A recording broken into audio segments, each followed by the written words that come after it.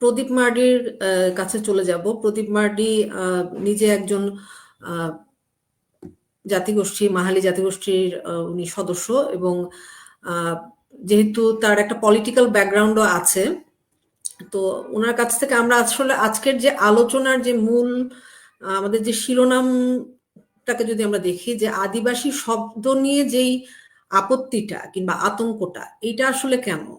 আহ, মানে এই যে ভিন্ন ভিন্ন যে শব্দবন্ধ ব্যবহার করা হয়, যেটা আসলে সরকার কিংবা অন্যান্য বলতে হচ্ছে যারা উগ্র জাতীয়তাবাদী, তারা যেই শব্দগুলো ব্যবহার করতে চায়, যেমন উপজাতি কিংবা ক্ষুদ্র নৃগোষ্ঠী কিংবা হচ্ছে সংখ্যালঘু, এই শব্দবন্ধ রাজনীতিগুলো আসলে কি, কিংবা এর ব্যাখ্যাগুলো কি? এই আলোচনাটা আপনার কাছ থেকে আমরা শুরুতে একটু শুনতে চাই। ওকে, ধন্যবাদ মিথ্যা আপুকে। সবাইকে আন্তরিকভাবে আমি ধন্যবাদ জানাই আমাকে মানে অংশগ্রহণের সুযোগ দেওয়ার জন্য।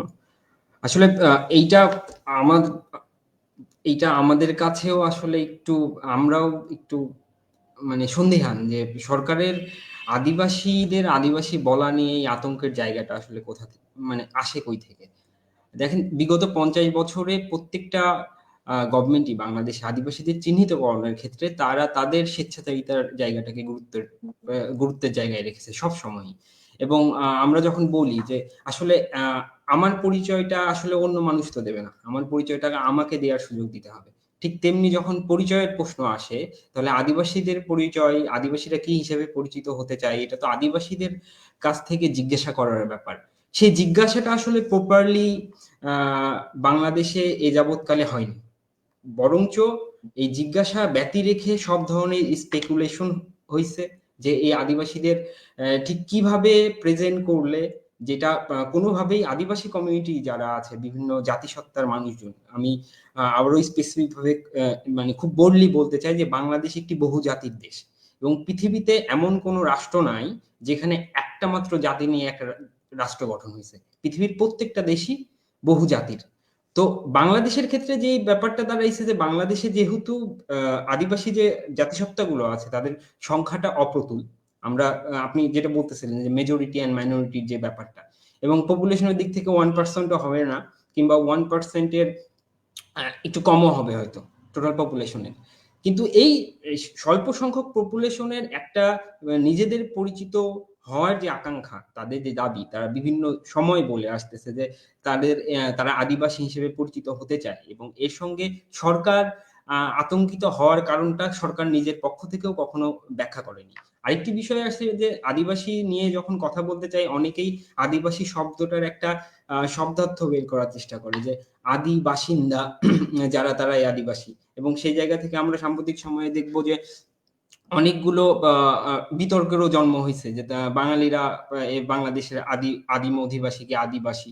আসলে আদিবাসী একটা সংজ্ঞা, এবং এই সংজ্ঞাটা জাতিসংঘের যে ডিক্লারেশন আছে ইন্ডিজিনাস পিপল রাইটস, সেই সংজ্ঞার একটা পারিভাষিক শব্দ হিসেবে, ইন্ডিজিনাস শব্দের পারিভাষিক শব্দ হিসেবে বাংলাতে আদিবাসী বলা হয়। তো আমাদের এইটা নিয়ে এই যে বৈষম্য বিরোধী ছাত্র আন্দোলন, আমরা এই সময় এসে এই বিষয়টা নিয়ে আলোচনা আরো প্রকাশ্যে রাখতে চাই যে বৈষম্য বিরোধী ছাত্র আন্দোলনের একটা আকাঙ্ক্ষার জায়গা ছিল যে একটি বৈষম্যহীন রাষ্ট্র ব্যবস্থা বাংলাদেশে কায়েম করা। এবং সেই আকাঙ্ক্ষার জায়গা থেকে যে গ্রাফিতিটা পাঠ্যপুস্তক থেকে সরানো হয়েছে, সে গ্রাফিতিটা কিন্তু কোনো আইন ছিল না। সে গ্রাফিতিটা ছিল এই গণ অভ্যুত্থানের মধ্যে থেকে জন আকাঙ্ক্ষার ভিত্তিতে এই গণ অভ্যুত্থানে যে যুবকরা, যে ছাত্ররা যুক্ত হয়েছিল, তারা বাংলাদেশকে ঠিক কিভাবে দেখতে চায়। এবং যে ছবিটা, ওই গণ অভ্যুত্থানের যে গ্রাফিতির ছবিটা, ওটা কিন্তু লিটারালি একটা কাউন্টার হিসেবে ওই গ্রাফিতিটা আঁকা হয়েছিল।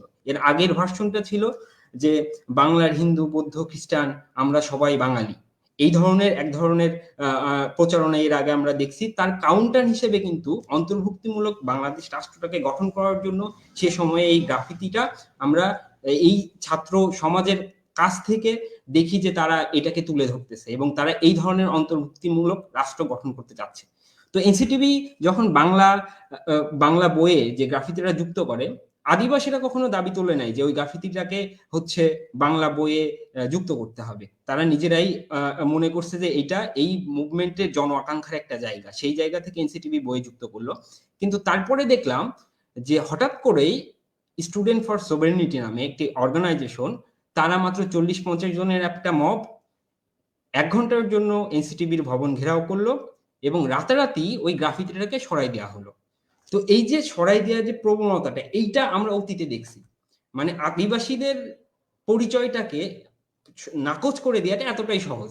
মানে আপনি 40-50 জন নিয়ে গেলেন, যে 1 ঘন্টা একটু অবস্থান করলেন, দাবি জানালেন, রাতারাতি কোনো ধরনের ব্যাখ্যা বিশ্লেষণ কোনো কিছু ব্যতি রেখে তারা হচ্ছে এটাকে নাকচ করে দিল। এবং এর দ্বারা এই মনোভাবটা প্রকাশ পায় যে সকালবেলা আপনি আমাকে ধরেন বলতেছেন প্রদীপ মার্ডি, বিকেল বেলা গিয়ে আপনার মনে হলো না, প্রদীপ মার্ডি নামটা তোমার জন্য ঠিক স্যুট করতেছে না, তোমারে এখন অমুক নামে ডাকবো। এখন আমারে জিজ্ঞেস করতেছেন না আমি কি নামে পরিচিত হতে চাই, সেটা তো একটা প্রবলেমেটিক ব্যাপার। এবং বাংলাদেশের রাষ্ট্রে এনসিটিবির যেখানে আইন না, সেখানে একটা গ্রাফিতির ছবি ব্যবহার নিয়ে তাদের যখন এত আমার একটু টেকনিক্যাল ঝামেলার কারণে আসলে আমার কানেকশনটা চলে গেছিল। আমরা যে আলোচনায় আসলে ছিলাম যে আমরা বলতেছিলাম যে রাতারাতি যেভাবে গ্রাফিতিটা পরিবর্তন করা হয়েছে, তাতে ব্যাপারটা এরকমই দাঁড়াইছে সে সময়ে যে আদিবাসীদের যে কোনো ভাবে যে কোনো নামে ডাকলেই হলো, দে ডাজন্ট ম্যাটার, মানে তাদের অংশগ্রহণ, তাদের ইনক্লুসিভিটি যাই হোক, মানে ন্যূনতম তারা কোনো ধরনের পরামর্শ করার প্রয়োজন বোধ করে না। এবং সেইটা নিয়ে তারা কোনো ব্যাখ্যামূলক একটা প্রেস রিলিজ গভর্নমেন্টের কাছ থেকে আসা অন্তত এক্সপেক্টেড ছিল, যে তারা এনসিটিভির ওই গ্রাফিতিটা যে বাদ দেওয়া হলো কেন, কিসের ভিত্তিতে তারা যুক্তই করলো বা কেন, কিংবা যুক্ত করার পর কিসের ভিত্তিতে তারা বাদ দিতে বাধ্য হলো, তার একটা ব্যাখ্যা আসা উচিত ছিল। তারপরে 15 তারিখে যখন এনসিটিভি ঘেরাও করতে গেল আদিবাসী ছাত্ররা, তখন আমরা কি দেখলাম যে ওখানে পুলিশ রীতিমতো নীরব ভূমিকায় দাঁড়ায় আছে। তারা আগে থেকেই জানতো যে বিপক্ষ স্ট্যাম্প হচ্ছে নিয়ে অন্যান্য লাঠিসোঁটা নিয়ে দাঁড়িয়ে আছে এবং তারা এক ধরনের ভায়োলেন্স ঘটাতে চায়, কিন্তু সে জায়গায় তাদের কোনো উদ্যোগ ছিল না। বরঞ্চ তাদের যখন পিটায় রাস্তায় শুয়ে ফেলায় রেখে দিল, সেই বাংলা সিনেমার মতো পুলিশ সবার লাস্টে এসে সেই রক্তাক্ত শরীরগুলোকে উদ্ধার করে তার এক ধরনের ক্রেডিট নেওয়ার চেষ্টা করলো। তারপরের দিন যখন আবার স্বরাষ্ট্র মন্ত্রণালয়ের অভিমুখে সংক্ষুব্ধ ছাত্রদলটার ব্যানার নিয়ে তারা ওই দাবিটা জানাতে গেল যে এনসিটিভিতে তাদের যে দাবিটা ছিল সেই দাবিটা না শুনে তাদের প্রতি যে বর্বর আচরণ করা হয়েছে এবং পুলিশ প্রশাসন যে নীরব ভূমিকা পালন করছে তার একটা ব্যাখ্যা চাওয়ার জন্য, সেখানেও দেখলাম আমরা বিনা উস্কানিতে তখন পুলিশ নিজের আসল চেহারায়, যে ফ্যাসিবাদী আওয়ামী লীগের আমলে পুলিশের যে চেহারা আমরা দেখছিলাম, সেই চেহারায় এসে ছাত্রদের উপর জলকামান, টিয়ার গ্যাস এগুলো নিক্ষেপ করলো এবং বেধড়ক পিটানো হলো, নারী পুরুষ নির্বিশেষে। তো আমাদের তো 5 জুলাইয়ের পর এই আকাঙ্ক্ষার বাংলাদেশ ছিল না। আমরা তো দেখতে চাইছিলাম যে পুলিশের সংস্কার হবে, পুলিশের সাধারণ পাবলিকের প্রতি আচরণের পরিবর্তন হবে, কিন্তু সেটা তো ঘটে নাই। তো আজকে 15 তারিখ থেকে আজকে 18 তারিখ, 3 দিন অতিক্রান্ত হয়েছে, গভর্নমেন্ট এখন পর্যন্ত ন্যূনতম অ্যাকাউন্টেবিলিটির পরিচয় দেয় নাই। তারা ওই আদিবাসীদের পেটানো থেকে শুরু করে গ্রাফিতি বাদ দেওয়া পর্যন্ত তারা এটা নিয়ে জিরো কমেন্টস। মানে কেন তাদের মানে এই নীরব ভূমিকার প্রশ্ন উত্তর নাই। যেরকম ভাবে আমরা ফ্যাসিবাদী আমলে দেখতাম, তাদের মর্জি মতো তারা বকতো, তাদের কথা আমরা শুনতাম। আমাদের যে জিজ্ঞাসা, আমাদের যে চাওয়া, আমাদের যে প্রত্যাশা, সেই প্রত্যাশা নিরিখে তাদের যে আমরা কিছু জিজ্ঞাসা করব এবং তারা সরকার হিসেবে সেই প্রশ্নের উত্তর দিতে যে দায়বদ্ধ, তার জন্য তাদের ক্ষমতায় রাখা হয়েছে, সেই দায়বদ্ধতার জায়গায় তারা ন্যূনতম আগ্রহ দেখাচ্ছে না। তো আমাদের কাছে এই কারণেই এই ব্যাপারটা এত ক্রুশিয়াল হয়ে গেছে যে ভাই এনাফ, 50 বছর তো হলো, মানে আমরা তো আসলে আপনাদের বাড়িতে পালন করা মানে পোষ্য জীবজন্তুর মতো না, যে আজকে টমি ডাকলেন কালকে রনি ডাকলেন, এরকম কোনো কিছু না। এটা as a human being, as a citizen of Bangladesh, আমরা এইটা ডিমান্ড করি যে আমাদের আত্মপরিচয় নির্ধারণ করার অধিকার আমাদের দিতে হবে। আর এই আত্মপরিচয় নির্ধারণের ক্ষেত্রে যে ধরনের কনস্পিরেসি, বিদেশি ইন্ধন, এই ধরনের যে ব্যাপারগুলো দেখা হচ্ছে, সেইগুলো দেখাটা বন্ধ করা উচিত। খুব সহজভাবে যদি বলেন, আজ পর্যন্ত ইউএনএ 2007 সালে আদিবাসীদের অধিকার বিষয়ক যে ঘোষণাপত্রটি পাশ হয়েছে, সেটা কোনো আইন না, সেটা একটা ফ্রেমওয়ার্কের মতো গোটা বিশ্বের মানুষের কাছে, যে রাষ্ট্রগুলো আছে সেই রাষ্ট্রগুলোর কাছে একটা আহ্বান, যে আমরা একটা গাইডলাইন তৈরি করে দিলাম এবং এই গাইডলাইনের নিরিখে আপনারা আপনাদের ভূখণ্ডের মধ্যে যে ইন্ডিজিনাস কমিউনিটিস গুলো আছে তাদের অধিকার, সংস্কৃতি, তাদের আচার আচরণ, অন্যান্য যে কাস্টমারি ল গুলো তারা প্র্যাকটিস করে, তাদেরকে প্রিজার্ভ করার জন্য আপনারা এই ব্যাপারগুলোর উপর দৃষ্টি ক্ষেপণ করবেন। এবং এটাতে এখন পর্যন্ত 147টা দেশ হচ্ছে সম্মতি জানাইছে। এবং এই সম্মতি জানানোর মধ্যে কোন কোন ধরনের দেশ আছে মানে পাকিস্তানের মতো দেশ সম্মতি জানায় রাখছে, আফগানিস্তানের মতো দেশ ইন্ডিজিনাস পিপল রাইটস এর ওই যে বিলটা পাস করা হয়েছে জাতিসংঘের পক্ষ থেকে, তারা সম্মতি দিয়ে রাখছে। সুদানের মতো দেশ, যে সুদানে আজকে গৃহযুদ্ধ চলতেছে, সেই সুদানের মতো দেশ তারা একনলেজ করে বসে আছে। সৌদি আরব একনলেজ করছে, ভারত একনলেজ করছে। ভারতের মতো কান্ট্রিতে এতগুলো ডাইভার্স এথনিসিটি, এতগুলো, ভারত ইটসেলফ একটা ফেডারাল যুক্তরাষ্ট্রীয় সিস্টেম, তাদের তো আতঙ্কের জায়গাটা সবচেয়ে বেশি থাকার দরকার।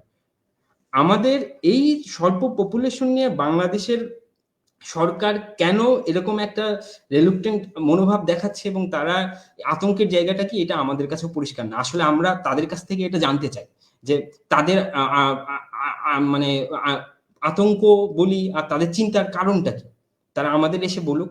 যে আমাদের পরিচয় আমাদের নির্ধারণ করতে দেওয়ার ক্ষেত্রে এই যে স্বল্প পার্সেন্টেজ যে মানুষগুলো বাংলাদেশে আছে, তাদের পরিচয় তাদের নির্ধারণ করতে দেওয়ার অধিকারটা দেওয়ার ক্ষেত্রে তাদের কি ধরনের বাধ্যবাধকতা কিংবা তাদের দিক থেকে কি ধরনের হচ্ছে হার্ডশিপ কিংবা চ্যালেঞ্জ সামনে তারা ফেস করবে বলে মনে করছে, সেটা আমরা শুনতে চাই নাগরিক হিসেবে। আর আরেকটা বিষয় আমি স্ট্রংলি বলে রাখি, প্রথম কথা হচ্ছে অনেকেই বলতেছে যে বাংলাদেশি,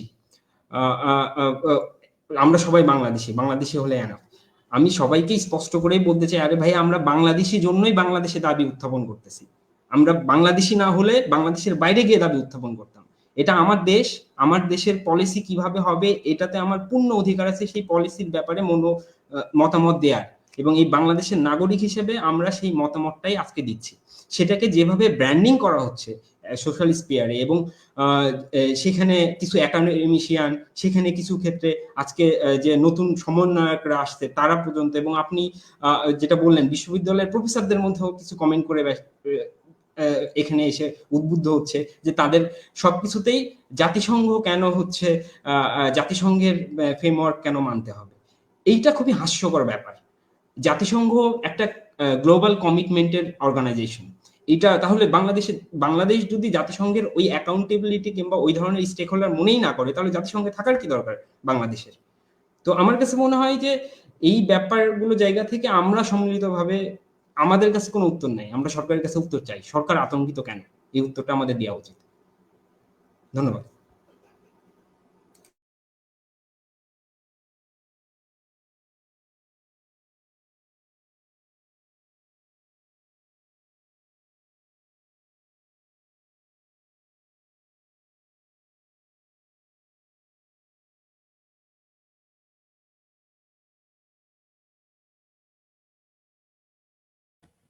আমি একটু ডিসকানেক্টেড হয়ে গেছিলাম মনে হয়।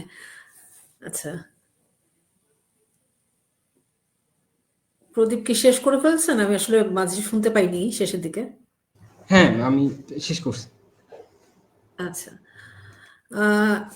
আমরা আসলে একটা আলাপ করছিলাম ইনফর্মালি, যখন স্নিগ্ধার আমি কথা বলছিলাম এর মাঝে, যে আসলে কিছু ডায়ালগ হওয়াটা খুব জরুরি। যেমন এখানে আমরা তো একটা অংশের দৃষ্টিভঙ্গি নিয়ে কিংবা অবস্থান নিয়ে হয়তো আমরা আছি, কিন্তু বিপরীত দৃষ্টিভঙ্গি নিয়ে যারা আছে তারা আসলে কেন আসলে সেই আতঙ্কটা বোধ করছে কিংবা তাদের অবস্থানটা কি, এই ডায়ালগগুলো আমাদের আসলে হওয়াটা জরুরি। এবং এই ডায়ালগগুলো আসলে একটা গণঅভ্যুত্থান পরবর্তী যেই অন্তর্বর্তী সরকার গঠিত হলো, আমরা ধারণা করেছিলাম যে সমাজের বিভিন্ন পর্যায়ে যে বৈষম্যগুলো বিদ্যমান, সেই গোষ্ঠীগুলোকে নিয়ে আসলে সরকারি এই ডায়ালগগুলো আয়োজন করবে, কিন্তু সেটা যেহেতু আমরা সব ক্ষেত্রে দেখছি না, তো আমরা মনে করি আর কি যে এই ডায়ালগগুলো হওয়া দরকার। কারণ প্রদীপ যেটা বলছিলেন যে এটা সরকারেরই বলা জরুরি যে কেন আসলে তারা আদিবাসী শব্দে তাদের আপত্তি।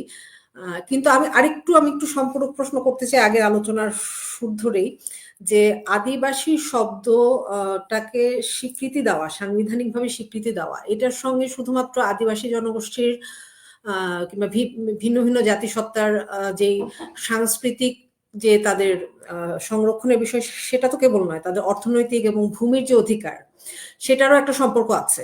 তো সেই জায়গা থেকে আসলে সমস্যাগুলো কি হতে পারে, মানে যদি স্বীকৃতি দেওয়া হয় সরকারকে, তখন আসলে আদিবাসী জনগোষ্ঠীদের কোন কোন অধিকারকে রক্ষা করতে হবে, মানে সে জাতিসংঘের যে ডিক্লারেশন আর কি, সেটাকে যদি হচ্ছে সরকার সাইন করে 147টা দেশের মতো, আপনি যেখানে বলছেন যে আফগানিস্তানের মতো দেশ, পাকিস্তানের মতো দেশ, ইন্ডিয়ার মতো দেশ, তারাও হচ্ছে সিগনেচার করেছে, বাংলাদেশ করে নাই, সেইটা আসলে কেন, আপনার কি মনে হয়? আসলে আমি প্রথমে বলছি ওটা কিন্তু কোনো আইন না। ওইটাতে সাইন করা তে কোনো অব্লিগেশন আসলে জাতিসংঘের পক্ষ থেকে আসে না। এটা একটা মোরাল, অনেকটা মোরাল স্ট্যান্ড, যে গ্লোবালি আপনি একটা মোরাল স্ট্যান্ড নিলেন যে আপনি মনে করেন যে আদিবাসীদের অধিকারটা থাকা উচিত, এবং সেই সাথে সাথে আপনি যখন একটা মোরালি একটা স্ট্যান্ড নেবেন, স্বাভাবিকভাবে আপনি নিজের ক্ষেত্রে সেই মোরাল যে আউটলুকের জায়গা থেকে ওই অবস্থানটা নিচ্ছেন সেটাকে প্রিজার্ভ করার জন্য আপনি কিছু উদ্যোগ নেবেন, কিন্তু এর মানে এই না যে এই বাধ্যবাধকতা আছে। আর একটা বিষয় যে ভূমির যে প্রসঙ্গটা বললেন, যে এই প্রশ্নটা অনেকেই আসে, আমারও মনে হয় যে আতঙ্কের একটা বড় কারণ যে আদিবাসী হচ্ছে আদি অধিবাসী, এরা ভূমি সম্পূর্ণটা মালিকানা দাবি করবে কিনা, ইয়ে করবে কিনা, এইটা খুবই হাস্যকর একটা যুক্তি আসলে। বাংলাদেশে আমি এমন কোনো আদিবাসী পাই নাই যারা বলতেছে যে 1000 বছর আগে আমার পূর্বপুরুষ এই জমিতে ছিল, এই জমির মালিকানা আমাকে দাও। বাংলাদেশে আজকে যে ভূমির সমস্যা আদিবাসীরা ফেস করতেছে, সেই ভূমির সমস্যা প্রত্যেকটা কেসই 80 থেকে 100 বছরের পুরাতন, মানে 62 রেকর্ড নিয়েই 1962 সালের একটা রেকর্ড আছে ভূমির আইন সংক্রান্ত, এবং সেই রেকর্ডটাতে সবচেয়ে বেশি ঝামেলা। আবার যদি পার্বত্য চট্টগ্রামে যান, তাহলে পার্বত্য চট্টগ্রামের ক্ষেত্রে যেটা হবে, জিয়াউর রহমানের আমলে 1980 সালে যখন সেটেলারদের পুনর্বাসন করা হলো, সেই পুনর্বাসনের আগে যদি যান তাহলে কনটেক্সট আবার ভিন্ন। তার মানে ব্যাপারটা হচ্ছে যে আমি আমার ভূমির মালিকানা দাবি করার জন্য কেন আমাকে 800 বছরের লিনিয়েজ দেখাতে হবে এই ভূখণ্ডের প্রতি? আমার যেখানে ভূমির মালিকানা 70-80 বছর পুরাতন মামলা, যেগুলো রিটেন হিস্ট্রি আছে, যেগুলো রিটেন ডকুমেন্ট আছে, তার নিরিখে আদিবাসীরা যে জমির দ্বন্দ্বগুলো চলতেছে তার নিরিখে তারা অধিকার দাবি করতেছে, তারা মুখের কথাই অধিকার দাবি করে না। আর আপনিও জানেন মুখের কথাই আসলে কোর্ট চলে না। তো এই জায়গা থেকে আমার কাছে মনে হয় যে এইটা আমার কোনো এইটা যদিও আলোচনায় রাখার জন্য কিংবা মানুষকে কনভিন্স করার জন্য এই ন্যারেটিভটাকে সামনে আনা হচ্ছে, এবং এর সাথে সাথে আরেকটি ন্যারেটিভও সামনে আসছে, যে হচ্ছে আদিবাসীরা এদেশে আগত। তো এখানে এইটাও আরেকটু হাস্যকর যে আদিবাসীদের মাইগ্রেশনের যে প্রশ্নটা। প্রথম কথা হচ্ছে দেখেন যে বাঙালি যে জাতি বলি আর উপজাতি বলি বাঙালিকে, তারা বাংলাদেশের পার্সপেক্টিভে যদি ধরেন 1,47,000 বর্গ কিলোমিটারের রেডিয়াসে বসবাস করতেছে, মানে ছড়ায়ে ছিটায়ে 1,47,000 বর্গ মাইলের এলাকা নিয়ে বসবাস করতেছে, সেখানে কেউ কোনো কোশ্চেন তুলতেছে না যে এরা কে কোথা থেকে মাইগ্রেশন করছে। কিন্তু আদিবাসীরা মাত্র 500 থেকে মানে 100 থেকে 500 কিলোমিটার রেডিয়াসের মধ্যে বসবাস করতেছে, সেইটাকে তারা বলতেছে যে এরা মাইগ্রেট করে আসছে। এই রেডিয়াসের ধারণাটা কেমন, যে ধরেন আদিবাসীদের অনেকেই বলে অ্যানসেস্ট্রাল লিনিয়েজ ঝাড়খণ্ড কিংবা দুমকা কিংবা সান্তাল পারগানা। আপনি রাজশাহী থেকে যদি সান্তাল পারগানা গুগল ম্যাপে দেখেন, সান্তাল পারগানা মাত্র 120 কিলো। এখন একটা পপুলেশন আপনি আমারে বলতেছেন যে 120 কিলো ব্যাপ্তির মধ্যে আছে, সেইটাকে বলতেছেন মাইগ্রেশন। ত্রিপুরা, খাগড়াছড়িতে যে ত্রিপুরা জনগোষ্ঠীর লোক আছে, খাগড়াছড়ি থেকে ত্রিপুরা 80 কিলোমিটারের রেডিয়াস, এখন এই রেডিয়াসের মধ্যে পপুলেশন আছে, আপনি বলতেছেন ত্রিপুরা থেকে ওরা মাইগ্রেট করছে।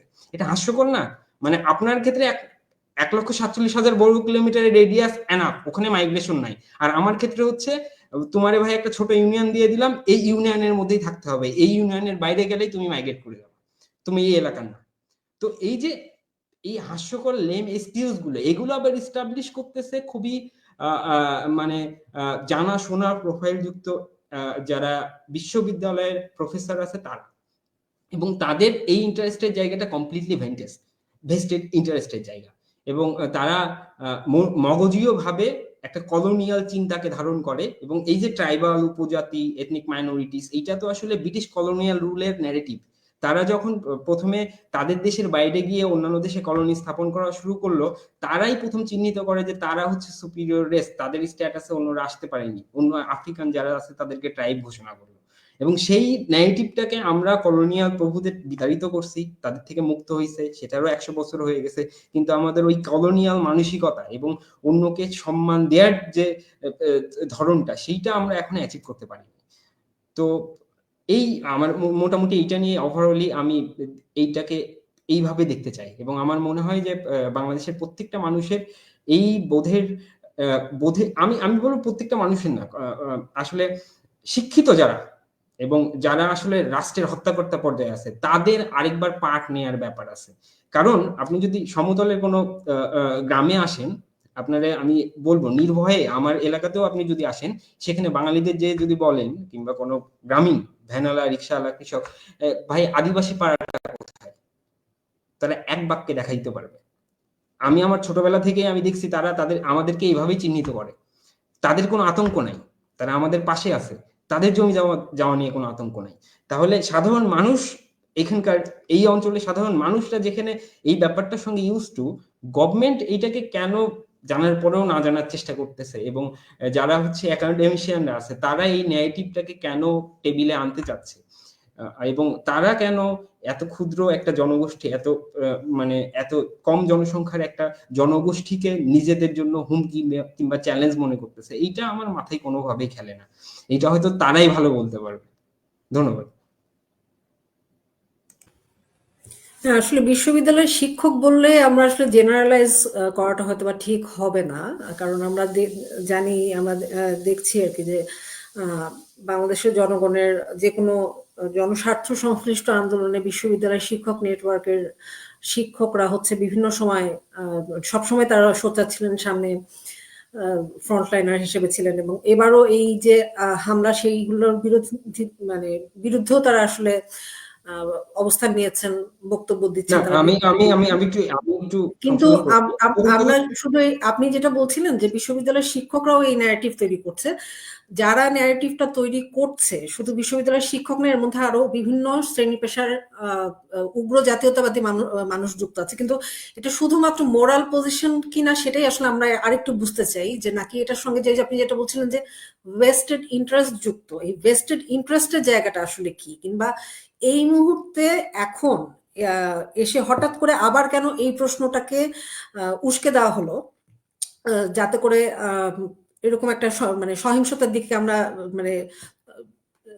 চলে যেতে দেখলাম পরিস্থিতিটা, এবং খুবই দুঃখজনক। যেটা এর আগে সুরমি বলছিলেন, স্নিগ্ধা বলছিলেন, যেটা আমরা আসলে ভাবতে পারি নাই যে 15 জুলাইতে যে ঘটনা ঘটেছে, জুলাই গণঅভ্যুত্থানের পর 15 জানুয়ারিতে এসে আমরা আবার একই চিত্র দেখবো, কিংবা 16 জানুয়ারিতে এসে আমরা আবার একই চিত্র দেখবো। এটা কোনোভাবে আমাদের কাছে কাম্য না। আপনার কাছে আমার প্রশ্ন হচ্ছে যে এই যে 5 আগস্টের পরে অনেকগুলো আমরা দেখেছি যে সংস্কার কমিশন গঠিত হয়েছে, তার মধ্যে একটা গুরুত্বপূর্ণ সংস্কার কমিশন আমরা জানি যে সংবিধান সংস্কার কমিশন, এবং তারা সম্প্রতি একটা হচ্ছে সারসংক্ষেপ তারা উপস্থাপন করেছে। তো সেইটা সম্পর্কে আপনার মূল্যায়নটা কি, যে এই যে গণঅভ্যুত্থানের যে আকাঙ্ক্ষা, সেইটাকে আপনি মনে করছেন যে এই প্রস্তাবিত যেই সংবিধান নতুন যে হচ্ছে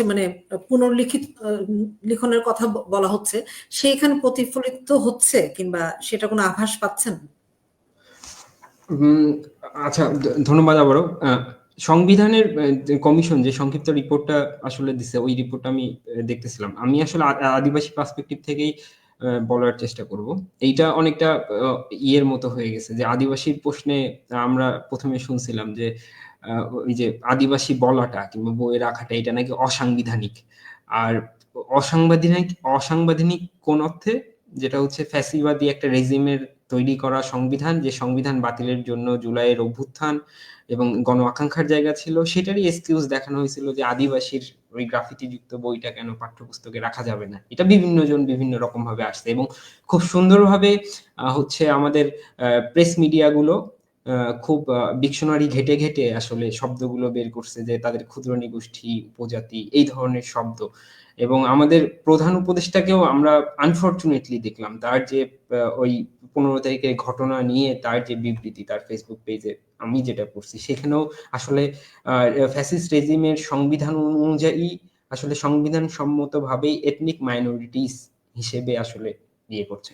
তো আমার কাছে প্রথমেই মনে হইতে পারে, আমার কাছে প্রথমে ওটা দেখে মনে হয়েছে যে একটা রাষ্ট্রের নিজের নাগরিককে রাষ্ট্রপ্রধান কখনো মাইনরিটি বলতে পারে না। মানে আমার দেশ এটা, এই দেশে আমি কখনো মাইনরিটি হতে পারি না, অন্তত পলিসিগত জায়গা থেকে। হ্যাঁ, সেখানে আপনার মত অমত সংখ্যাগত সেই পার্সপেক্টিভ থাকবে, কিন্তু এইটা আমার কখনো আইডেন্টিটি হতে পারে না যে আমি মাইনরিটি।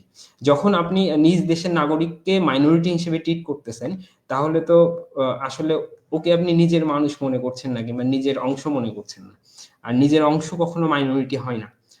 আর সংবিধানের যে ব্যাপারটা বললাম, প্রাইমারি মোটা দাগে সংবিধান সংস্কারের অনেক কিছুই পত্র মিডিয়াতে আসছে। আমার কাছে মনে হয় যে আদিবাসীদের দীর্ঘদিনের যে আকাঙ্ক্ষার ব্যাপারটা ছিল যে সংবিধানে তাদের সাংবিধানিকভাবে স্বীকৃতি দেয়া এবং ন্যূনতম প্রতিফলন রাখা, যে বাংলাদেশ একটি বহুজাতির দেশ এবং এখানে বহু ভাষা এবং বহু সংস্কৃতির যে সংমিশ্রণ এই দেশে ঘটছে, এবং সেই সাথে সাথে এখানে যে বাঙালি জাতি এবং বাঙালি জাতির পাশাপাশি আরো প্রায় সরকারি মত এখন 50টা আছে, কিন্তু গবেষকদের বিভিন্ন গবেষণাপত্র অনুসারে প্রায় 75টি জাতিসত্তা, যাদের সংখ্যা অল্প হলেও তারা ইন্ডিভিজুয়ালি হচ্ছে 75টির মতো জাতিসত্তাই বাংলাদেশে বসবাস করতেছে।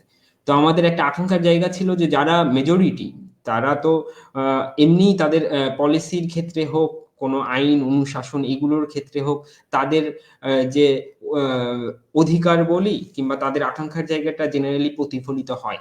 কিন্তু যারা ওই সংখ্যার জায়গা থেকে কম, তাদেরটা খুবই সুস্পষ্ট হতে হয়, আদারওয়াইজ হচ্ছে ওই যে যেটাকে মার্জিনে মার খেয়ে যাওয়া আর কি, জেনারেলাইজ করলে যেমন অনেক কিছু ধরা পড়ে না, ঠিক তেমনি যারা সংখ্যায় কম তাদের ক্ষেত্রে জেনারেলাইজেশনটা করলে এই সংকটটা দেখা পড়ে।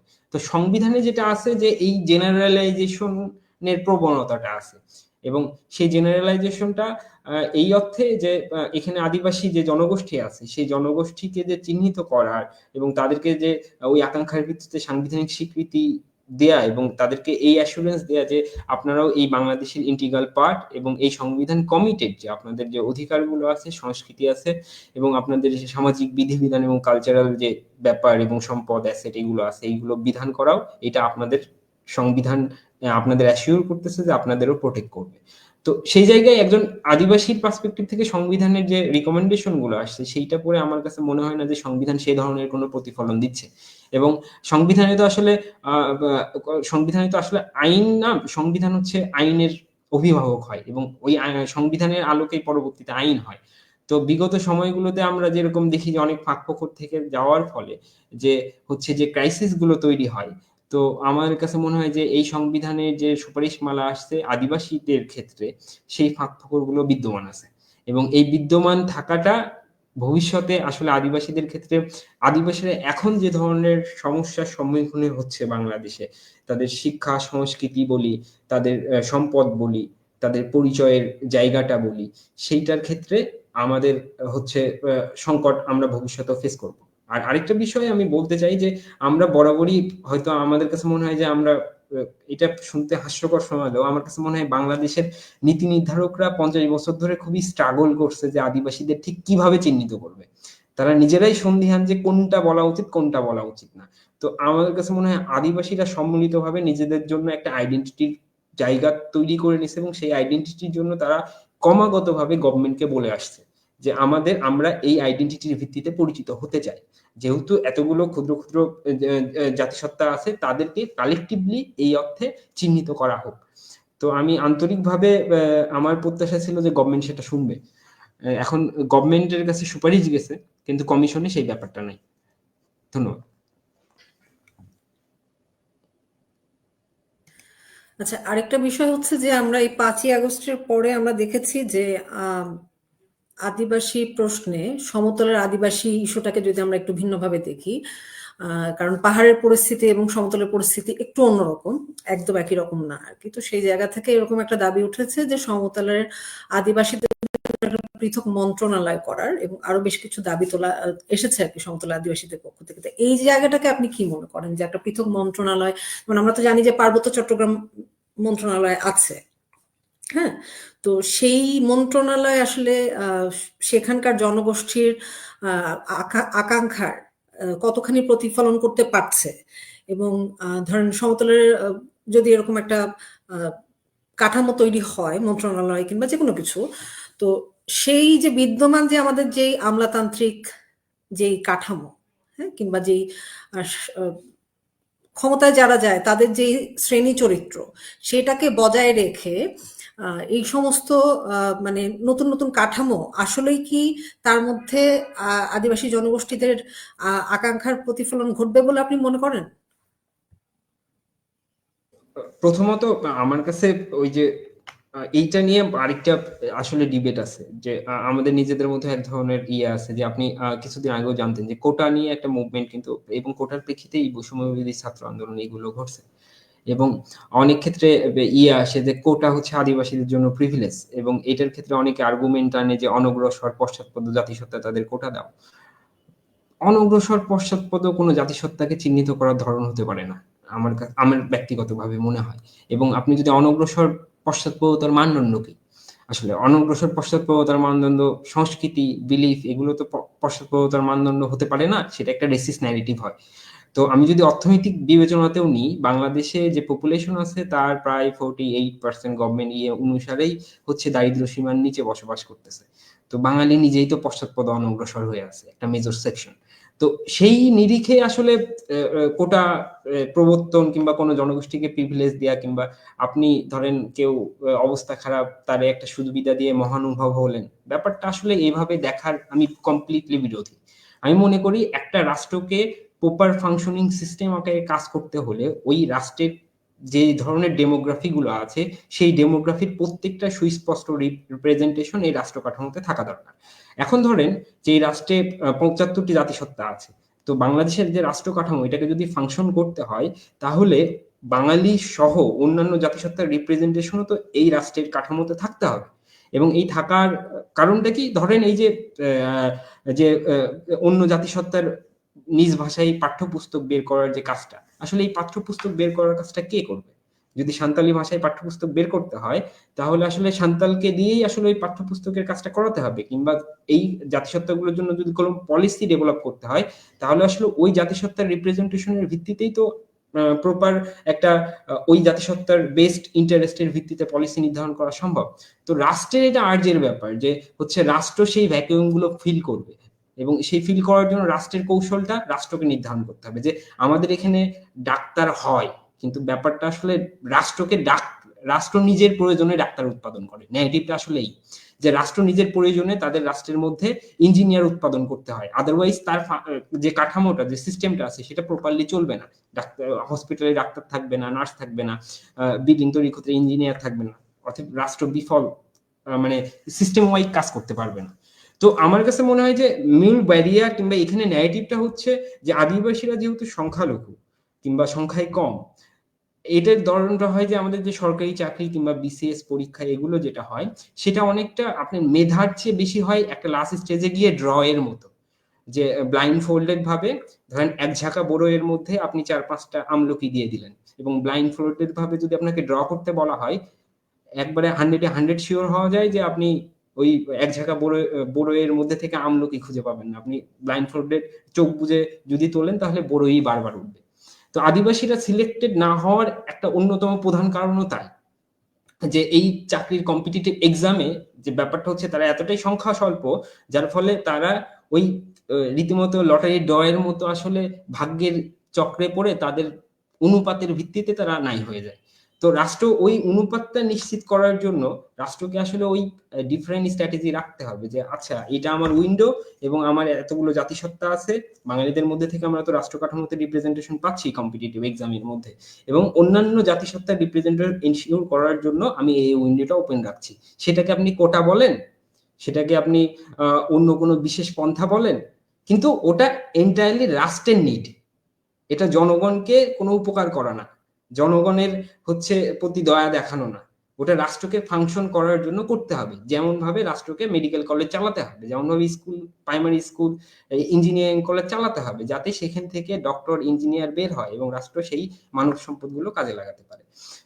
তো এইটা এই ন্যারেটিভের জায়গা থেকে আমার কাছে মনে হয় যে বিষয়গুলোকে দেখা দরকার, এবং এইটা আমাদের কাছে আনএক্সপ্লোরড থেকে গেছে, যে আমরা এখনো মানে রাষ্ট্রকে মনে করি যে মহানুভব কোনো কিছু, কিন্তু রাষ্ট্র তো আসলে আমরাই, আমাদের সমষ্টি হচ্ছে রাষ্ট্র, এবং এই আমাদের সমষ্টিটার প্রতিফলনটা থাকাটাই রাষ্ট্রের যৌক্তিক, এটাকে আমরা কোনো মানে ইয়ের জায়গা মনে করি না।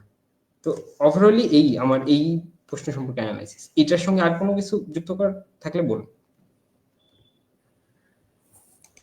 হ্যাঁ, আপনি যেটা বলছিলেন সেটা তো আসলে খুব প্রাইমারি বিষয়, যে প্রত্যেকটা জাতিগোষ্ঠী এবং প্রত্যেকটা পরিচয়ের মানুষের যে রাজনৈতিক যে প্রতিনিধিত্ব সেটা রাষ্ট্র কাঠামোতে থাকাটা খুব জরুরি। কিন্তু আপনি যেটা আবার বলছিলেন যে রাষ্ট্রকেই এই আর্জটা ফিল করতে হবে।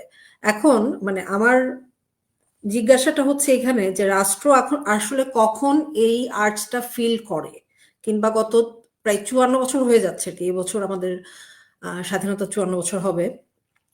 তো আমরা কেন দেখি নাই যে এতগুলো সরকার পরিবর্তন হলো, কোনো সরকারকেই আমরা সেই আর্টসটা ফিল করতে দেখি নাই। এমনকি গণ অভ্যুত্থানের মধ্য দিয়ে আমাদের যে একটা নতুন আমরা যে অন্তর্বর্তীকালীন সরকার পেলাম, যেখানে আমাদের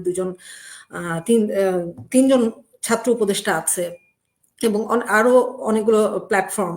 তো সেইখানে আমরা এই আর্টগুলোর রিপ্রেজেন্টেশন আসলে এখনো পর্যন্ত সেভাবে আমরা দেখি নাই।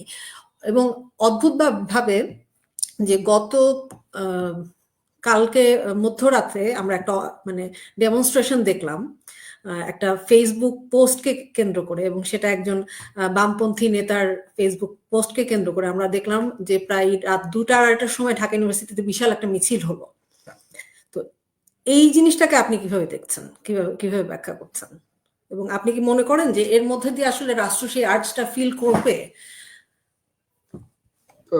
আপনার প্রাইমারিলি বলি, বিগত 50 বছরে বাংলাদেশ রাষ্ট্র এটা স্বীকার করেনি যে তারা একটা বহু জাতির রাষ্ট্র। এটা তো আগে প্রথমে অ্যাকনলেজ করতে হবে যে আমি যে ডেমোগ্রাফিটা হোল্ড করি এই ডেমোগ্রাফির মধ্যে বহু জাতি আছে।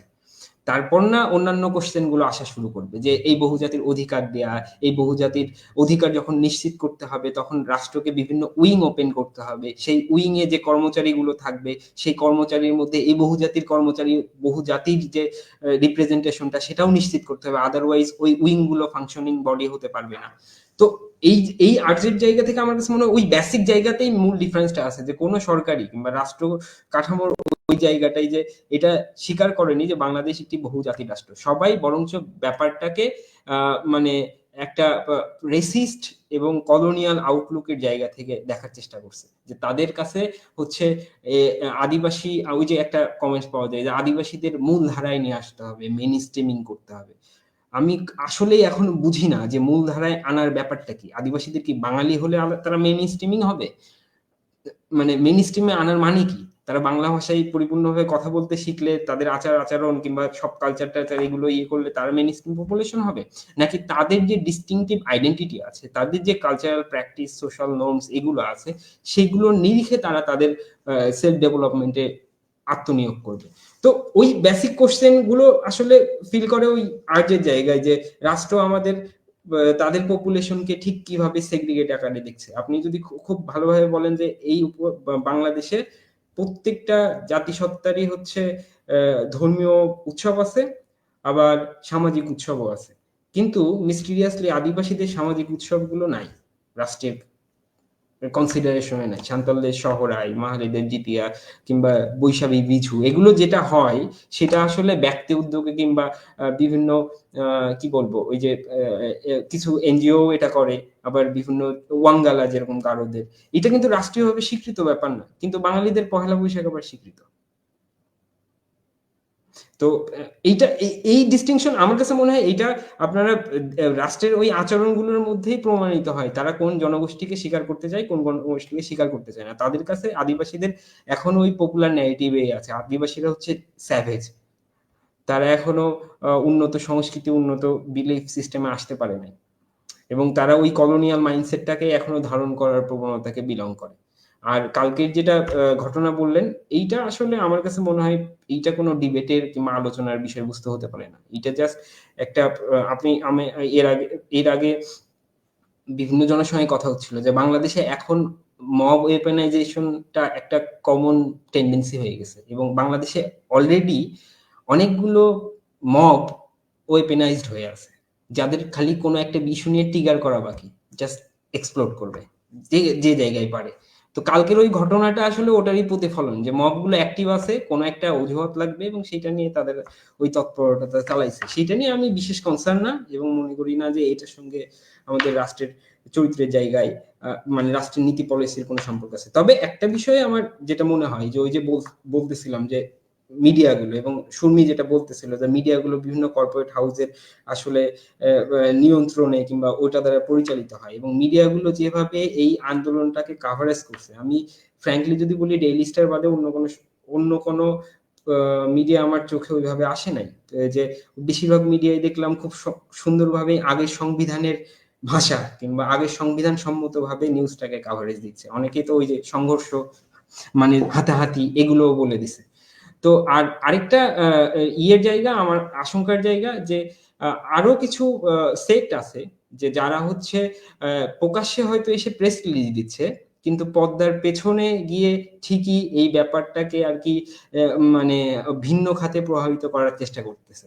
আর সরকারের ক্ষেত্রে সবচেয়ে আক্ষেপের ব্যাপার হচ্ছে এখন পর্যন্ত সরকার এই ব্যাপারটা নিয়ে, এরকম একটা গুরুত্বপূর্ণ ব্যাপার নিয়ে যেটা জুলাইয়ের আকাঙ্ক্ষার একটা বড় চেতনার জায়গা ছিল, ওই গ্রাফিতিটা যে বাংলাদেশের পপুলেশনকে ঠিক এইভাবে এক হয়ে দেখতে চায়, জুলাইয়ে যারা শহীদ হয়েছে গণ অভ্যুত্থানে তাদের আকাঙ্ক্ষার জায়গাটা, সেইটাকে কমপ্লিটলি ডিনাই করে এখন পর্যন্ত চুপ হয়ে আছে।